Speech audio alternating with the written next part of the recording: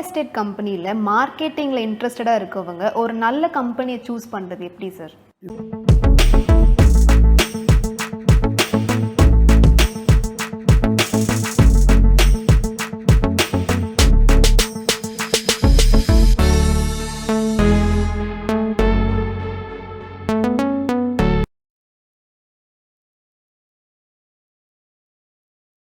Estate கம்பெனியில் மார்க்கெட்டிங்கில் இன்ட்ரெஸ்டடாக இருக்கவங்க ஒரு நல்ல கம்பெனியை சூஸ் பண்ணுறது எப்படி சார்? இது கூட ஒரு நல்ல அருமையான கேள்விமா. என்னன்னு கேட்டிங்கன்னா, பல கம்பெனியில் இன்னைக்கு மார்க்கெட்டர்ஸ் ஜாயின் பண்ணிட்டு ரிஜிஸ்ட்ரேஷன் கூட முடிஞ்சிடுது. ஆனால் கமிஷன் எனக்கு சரியா கொடுக்கல சார் அப்படின்னு சொல்லி நிறைய கம்ப்ளைண்ட்ஸ் இருக்கு. இந்த மாதிரி ஏதாவது உங்களுக்கு பாதிப்பு இருந்தால் கமெண்ட் செக்ஷனில் கமெண்ட் பண்ணுங்க.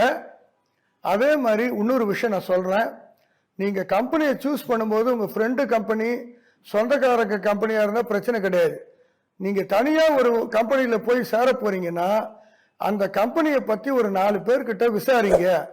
ஓகேங்களா? இந்த கம்பெனி நான் ஜாயின் பண்ணலான்னு இருக்கிறேன், இந்த கம்பெனியை பற்றி என்ன தெரியும் உங்களுக்கு, அதை எனக்கு சொல்லுங்கன்னு கேளுங்க.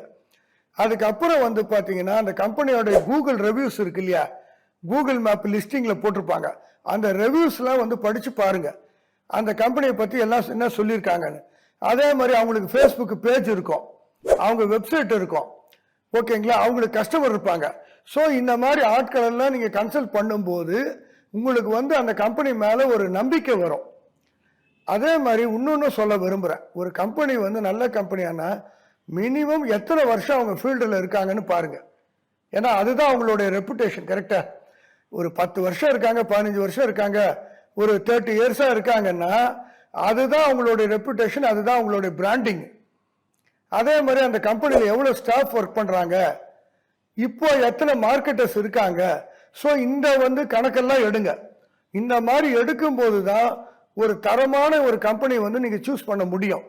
அது மட்டும் இல்லாம அவங்களுடைய டாக்குமெண்ட்ஸ் எல்லாம் எப்படி இருக்கு, அவங்க போடக்கூடிய இடம் DTCP, RERA approved, CMD approved எல்லாமே இருக்குதா, ஐஎஸ்ஓ சர்டிஃபிகேட் வாங்கியிருக்காங்களா. ஸோ இந்த மாதிரி டீட்டெயிலாம் நீங்கள் தெரிஞ்சுக்கிட்டு ஜாயின் பண்ணும்போது உங்களுக்கு ஈஸியாக இருக்கும்.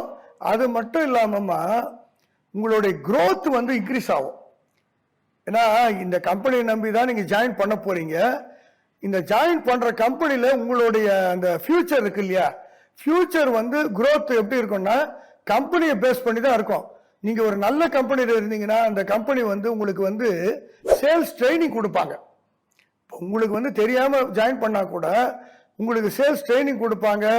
பெரிய பெரிய ஹோட்டல்ல உங்களுக்கு கூட்டிட்டு போய் அங்க ட்ரைனிங் கொடுப்பாங்க. ஸோ அந்த மாதிரி இருக்கும்போது 4 புது விஷயம் நீங்க கத்துக்கலாம். ஸோ அந்த மாதிரி இருக்கிற கம்பெனியா பார்த்து நீங்க ஜாயின் பண்ணுங்க மேடம். தேங்க்யூ.